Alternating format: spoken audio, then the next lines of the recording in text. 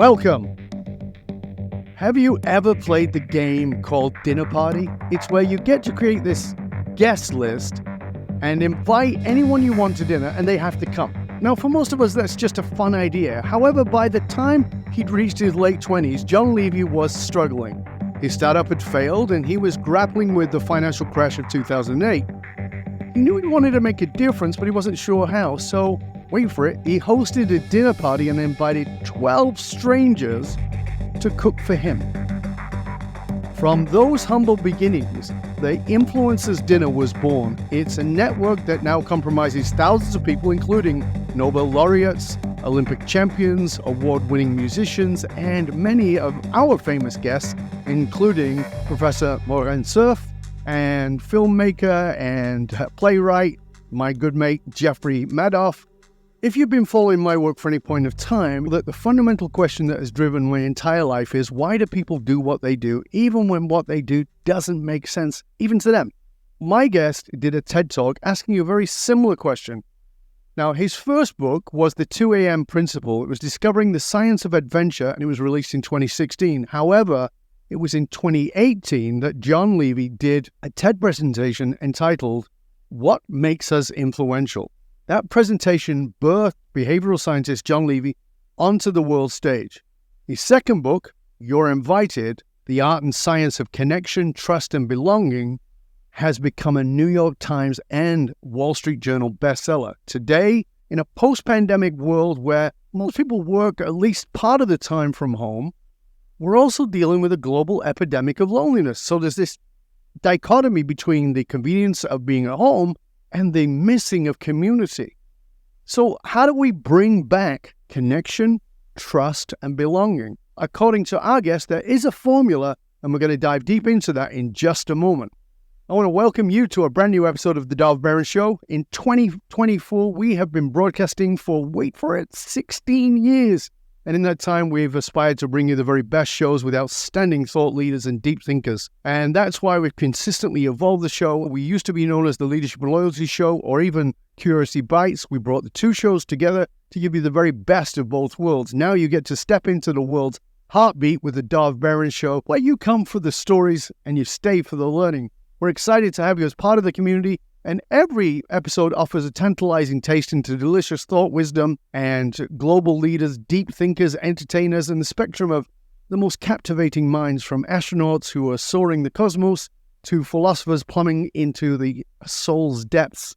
Ready for the Odyssey? It's not just another podcast, it's your passport to unparalleled insights. This week, our guest is, as I said, behavioral scientist and best-selling author, Jon Levy. And before we get into that, I just want to say we always need your help in staying relevant. So please, wherever you're tuned into the show from, do us a huge favor. Hit that subscribe button, rate, review, and subscribe to the show. It all makes a huge difference. And hey, be abundant. Share the show with everyone you know. All right, on to this fascinating episode. Ladies and gentlemen, please welcome behavioral scientist Jon Levy. I would have curtsied if I knew that was coming. And we couldn't have waited for that, because we know below the line here where we can see you, you're not wearing any pants. Is that true? I'm definitely wearing pants today, but throughout a lot of the pandemic, I was probably wearing Elmo PJs or something like that. Normally, not usually. Yeah. Jon, I'm so glad to have you here, mate. It's taken a long time for us to get together, but I am really happy to have you here. I know we've got a lot of people and a lot of ideas in common, and I'm very excited about this. My first question for the show is always the same, because I think that so much of our lives is driven by meaning, but most people don't think about where their meaning comes from. They don't actually recognize that it's actually something that's deep within them, as opposed to the meaning they have in the moment from watching CNN or Fox. What is the origin story of what gives your life meaning? So I often tell this story, and it's kind of a weird one. When I was in 8th grade, my main homeroom teacher, who also taught English, decided we need to reassign all the seats in the classroom. There was about 16 of us. And she did it as a really weird experiment. She allowed each person to secretly submit 2 people they want to sit with and 2 people they don't want to sit with. And then we would build a new seating chart. Now, there were 2 things I discovered that day. One was that there was this one kid nobody wanted to sit with. The second was that kid was me. And I was heartbroken, right? Like, I knew I was unpopular. I didn't think I was literally somebody nobody wanted to be around. And so when I came out of that, I realized I want to understand what caused the popular kid to be popular and for me to be unpopular. Like, why were some people liked and others not? And now I spend most of my life looking at how people connect, build trust, create belonging. And it really feels like, just the biggest cliche in the world, it's like when Spider-Man couldn't save his uncle, he spends the rest of his life saving other people. And I guess I'm on this eternal mission to make sure everybody feels like they fit in to some degree. Before we get into that, because that in itself is quite fascinating, what did you discover about yourself that was making you unpopular? Because I want to go into the other side, because I know that that's all your work. But what did you discover about yourself that was making you unpopular? Well, I think the first thing is that people tend to connect over common ground. So the more you have in common with somebody, the more likely you are to feel a sense of familiarity or connection with it. I was into technology and superheroes and computers, and back in the 80s and 90s, it wasn't cool yet to like programming. I was a loser by like the tradition. So you're a nerd? Yeah, but like by the traditional hierarchy. Now, the other thing that was really interesting is that there was a study that came out a few years ago trying to figure out who's popular in a school and who's not. And we're used to thinking of it as a social hierarchy where there's this queen bee and the captain of the football team.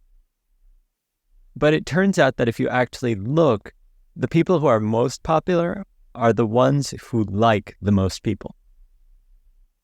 And I think it's important to differentiate just like pure popularity with likability. So pure popularity is like you're a celebrity, you're Brad Pitt or something like that. I hold no opinion on Brad Pitt because I don't know if he's likable, right? I don't know if I could get into a conversation and he's friendly.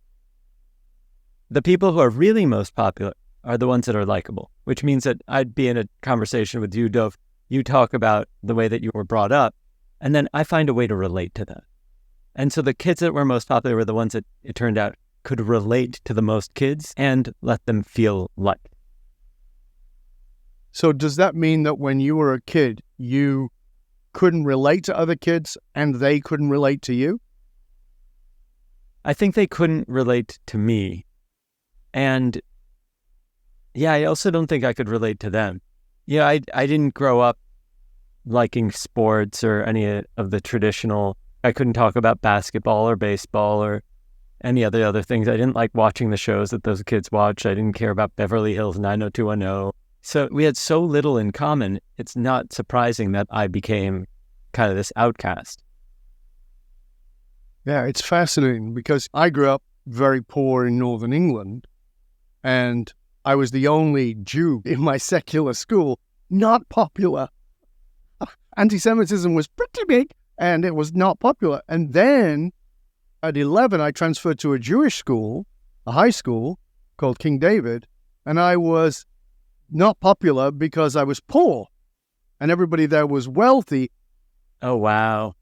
And I was deemed a yuck. You know what that means. It is a derogatory term for somebody who was not Jewish because I didn't particularly look Jewish. Right? So it was like, I couldn't win. Yeah. You were stuck in between lines. It's just miserable. Yeah. So I get it, but it was really fascinating for me because like you, I was really trying to understand people from being a little kid. And for me, what became particularly fascinating, there was two things. When as a kid, I would look at my aunt, who was very beautiful, and she was also poor, but she worked hard, and she would buy a Chanel blouse.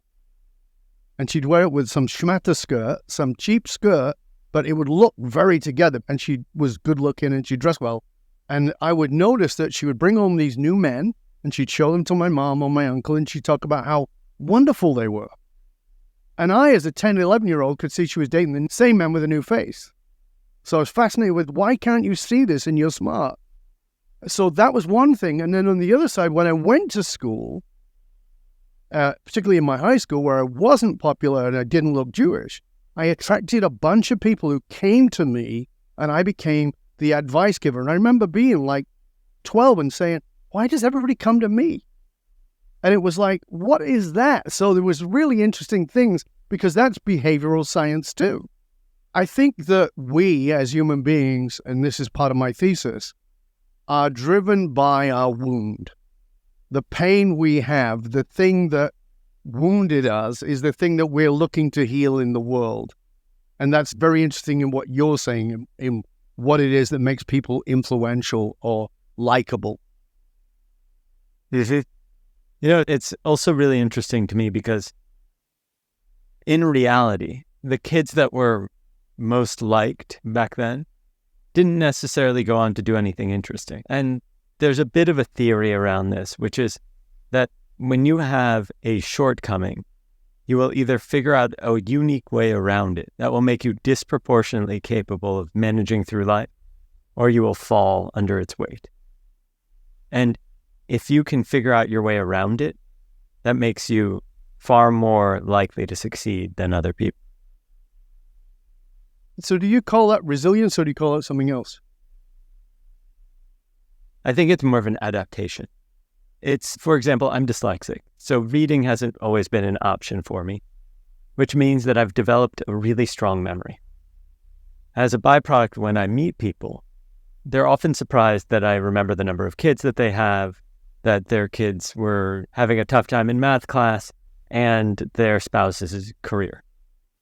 And then as a byproduct of that, they feel like they're really cared for.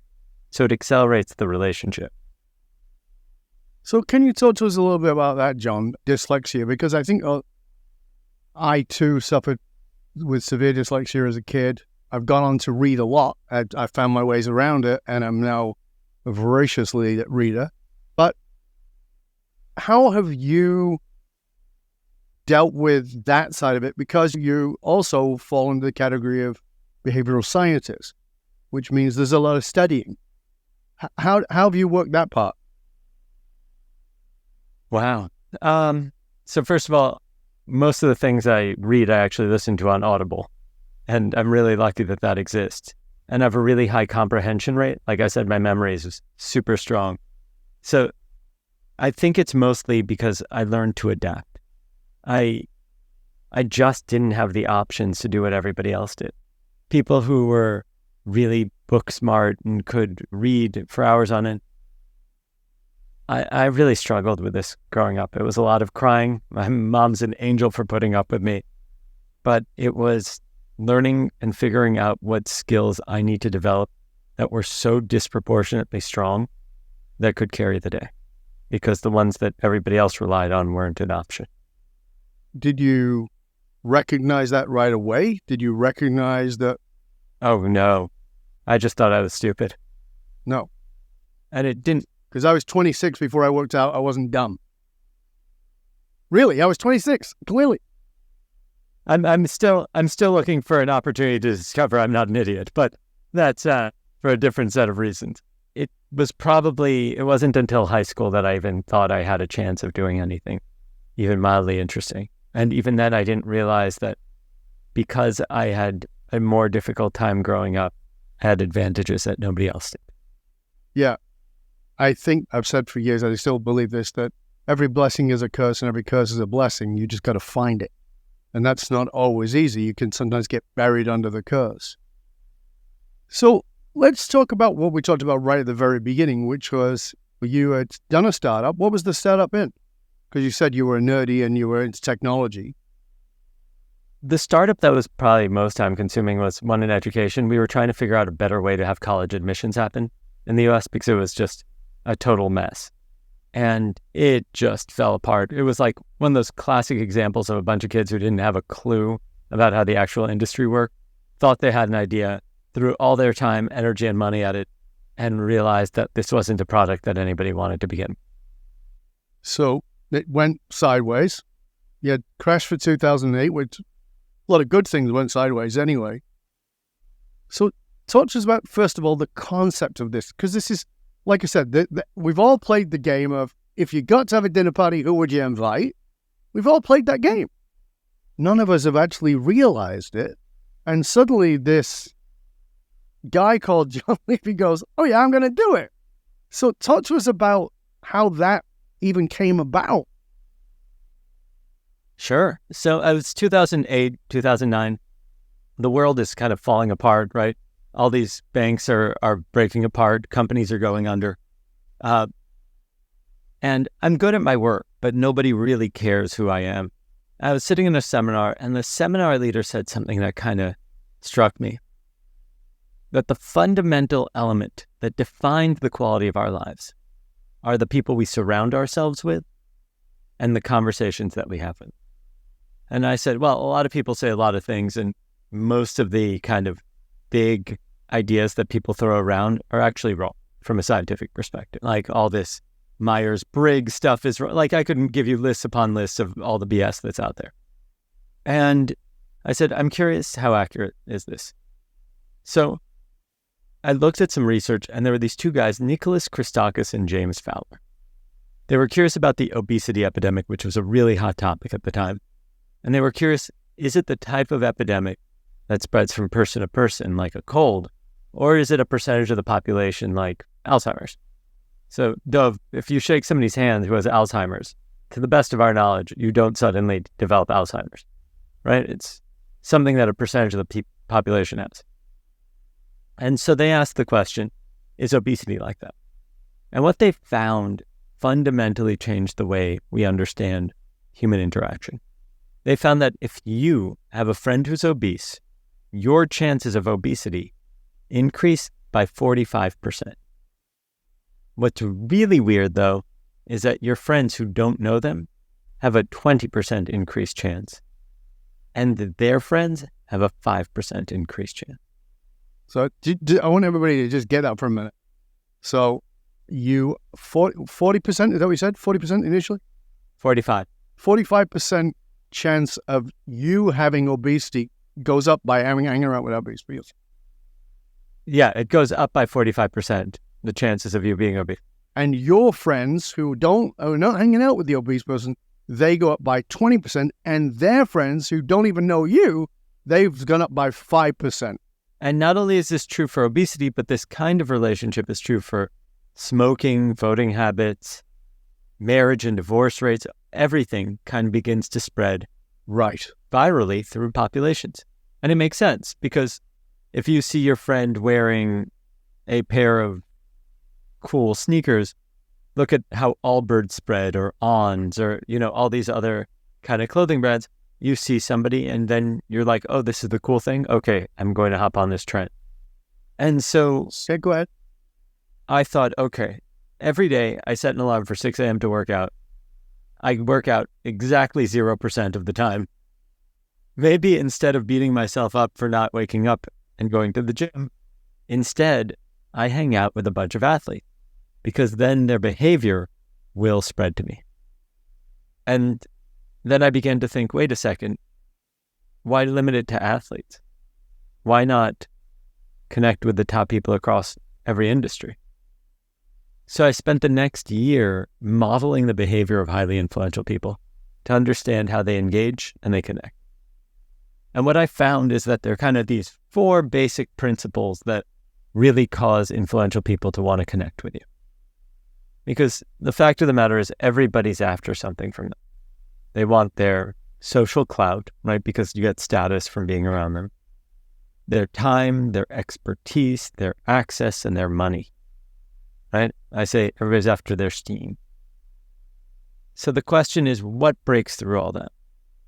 And I argued that the first thing is you have to do something that's generous, something that fundamentally makes them feel like they're getting more than they ever expect.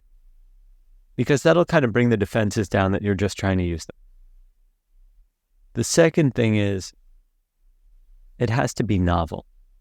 So the most influential people in our culture have experienced it all. They don't need another casino-themed fundraiser to attend, or another cup of coffee, especially not when you can buy the coffee place.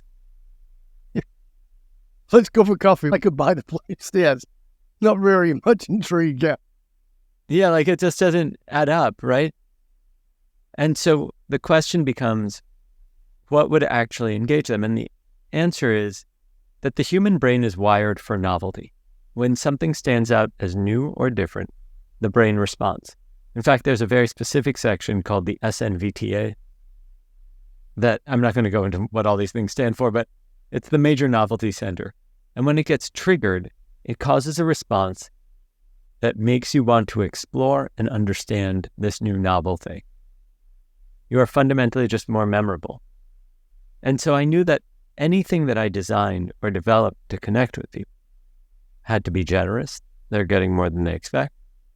And the second is, it has to be novel. It fundamentally has to be different than anything they've experienced before. And here's what's really important about it. When you look at our society or our species, we've passed down our knowledge through an oral history, right? If something is uninteresting, it disappears from what we talk about.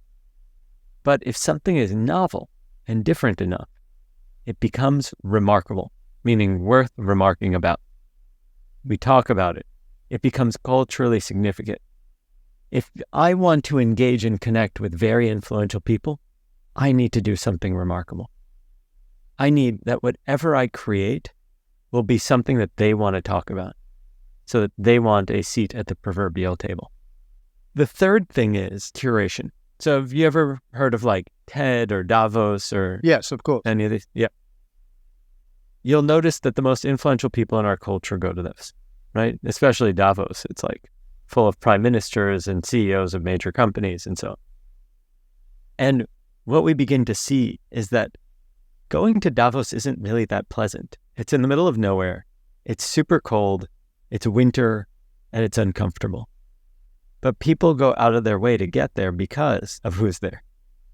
It's a bit of a house of cards.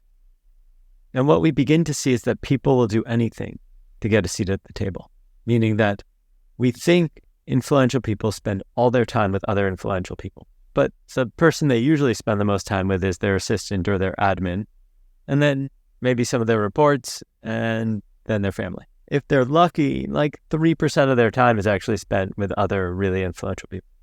So if you can curate an environment where these people are going to be, others will fight for an opportunity to attend. So far we have something that's generous, something that's novel, and something that's well curated. The last one is a near impossible bar. It is probably the most desired human emotion that's there in existence, and it is awe or wonder. And if you can trigger it, if you can have this experience for people where they fundamentally reevaluate their position in the universe, they will never forget. And so I designed an event that would try to trigger those things. Is it perfect? By no stretch. But it does a pretty solid job.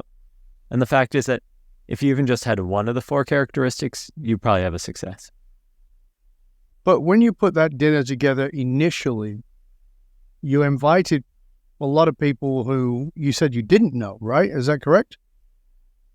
The first couple of dinners were people I knew. Yeah, because I didn't know what I was doing. I had no idea now I just did dinner 330. I had no idea it would be lasting this long. But then when I realized that I was onto something, I began asking the question, where do I get email addresses? And who should I invite? And I quickly discovered that like Olympians are actually oddly easy to get a hold of. And Nobel laureates are oddly easy to get a hold of because most of them are academics. So they've published papers and you can just search for their email addresses. And so we just started looking in the area and I hired a virtual assistant and we tracked everybody down. And it was, it worked. It seems like an impossible. Yeah. It really does. But you would be surprised. Now, the most important thing I'd say is twofold or threefold. You want to get those characteristics, right, that I talked about. Yeah. And then you want some proof of credibility. So we ended up in the New York Times, which gave it a lot of credibility. And we were on the cover of the style section. So to this day, people still mention the article to me. You want to make sure that people see it and then aren't thinking, are you going to steal my kidneys? Minor detail. I'd like to keep all my organs. I'm willing to come, but can I keep my organs? It was also really, do you remember that movie, The Menu, with Ray Fiennes that came out of? Of course. Yeah. Yeah, that totally messed with us too. Like people are like, oh, what's going on at this dinner? I'll bet it. Exactly. I'll bet. Okay, who is going to die this dinner? So that's obviously grown enormously now, and this gone the other way. Now people want to be there. Yes, we have a lot of demand. So we have a committee that reviews potential guests. I actually don't pick anybody who comes because, frankly, I'm not qualified to know who's a good astrophysicist and who's not. Like, that's not my field of study. So we have team members who figure all of it out for us. And everybody cooks for everybody else. Is that correct? Still? Yeah, so they jointly cook. So if they arrive, there's something to drink. And then they cook a meal together. The food's terrible. And then when truthfully, it's like fine, but nobody would ever pay for this meal. Right? You could get a better meal at like some fast casual place like Dig In or Chipotle or whatever it is. And then what we do is there's this process to figure out what people do when we find out you're sitting next to an Olympian and the voice of the dog from Who Let the Dogs Out, the guy bark. And he actually won a Grammy for that, which is crazy. All the way through to like the world's foremost toxicology expert, National Geographic photographer who travels around the world searching for exotic poisonous animals like snakes and scorpions and so on. Can I ask you a rather personal question of this? What has been and you can say no, what has been the advantage to you? Because this kid who's not liked at school, nobody wants to sit next to him, to now having these dinners with thousands of people over the years who are at the pinnacle of what it is they do, what has that done for Jon Levy? I will say I've had an amazing experience of it. I wouldn't keep doing it if I did. The simple answer is my life's amazing because of the people I spend time with. I started exercising again after years because I made friends with a bunch of former SEALs, and there's no saying no to that workout. Then I hosted a woman who I think is extraordinary and asked her to be the godmother to my child, and her name's Julie Gerberding, and she's the former director of the CDC. So you want to talk about a child that's going to be safe and healthy. She's in good hands, and she is the most kind human being. I just love her, right? When you could get health advice from that person and then get financial advice from somebody who private wealth management to multi-billion-dollar family, all that kind of stuff, then a lot of the things that people would generally worry about stop being issues. Because now it's just my friends helping out or me being able to catch up with somebody I really like. And are you because these go on in other places too now, right? To be clear, we never license the format because we never want like a dilution of the brand to occur. I have to be at every dinner. And I'll be honest, it's not because I necessarily want to be traveling as much as I do. I'd rather kind of stay in New York. But because I feel like since we are in the midst of a loneliness epidemic, it's important to find ways to connect. And so I do it. And this is like my skill set. So if not me. Now, the other side of it is that like all these relationships, what became clear is that it had a profound and wonderful impact on my life. But similar to that study about obesity, by them connecting with each other, their lives became significantly better. And what became really something I cared about was that people would come and then they would leave with a new future. And what I mean by that is that this new relationship will change the course of their career, their family life, whatever it is that's important. And so we really focus on helping people develop new relationships, regardless of which dinner they've. That's beautiful. We're already towards the end of part one of the show, and I'm really enjoying this conversation. And I want to take it into the broader spectrum as we get into part two, because as we talked about in the intro, and you just mentioned it now, we're in this epidemic of loneliness. We're not locked down anymore, but we're locking ourselves down. And I want to expand onto that and look at what are potentially some of the solutions other than every company running some kind of dinner where they invite everybody. They could do that, but I don't know that would particularly work. I'll be honest, I don't think that kind of stuff really works. No, I don't either. I don't think it works for two reasons. One is that the logistics of dinner are really difficult. And so any group bigger than 10, 12-ish begins to fall apart really quick. So for a company, there's a lot of options. I just don't recommend dinner because you don't want anybody getting like food poisoning. No. So we want to talk about how to do this because I think that the model and the environment has changed very much. I talk about building cultures of belonging. That's my work when I work with corporations. And I certainly would say it's fine to do those, but that's not particularly it. And I want to go to what you think around that, where you come from with it. We're going to come back for part 2 of the show in just one click. So please stay curious, my friends. Stay curious, as always. We're going to be back for more of this delicious conversation with my fabulous guest, behavioral scientist Jon Levy. Just going to be back in one click. Stay curious, my friends. Stay curious.